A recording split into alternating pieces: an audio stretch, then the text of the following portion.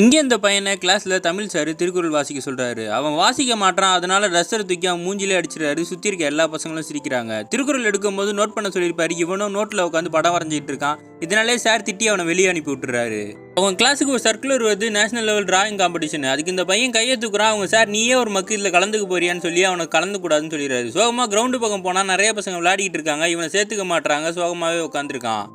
ஒரு நாள் ஹோம்ஒர்க் பண்ணாமல் கிளாஸுக்கும் போகாமல் வெளியிலே உட்காந்துருக்கான். சார் கூப்பிட்டு அவனை திட்டிட்டு மற்ற ஸ்டூடெண்ட்ஸ் எல்லாரையும் கிளாப் பண்ண சொல்கிறாரு. என்னென்னு பார்த்தா அந்த பையன் பண்ண டிராயிங்கு நேஷனல் லெவல் டிராயிங் காம்படிஷனில் பெஸ்ட் அவார்டு வாங்கியிருக்கு.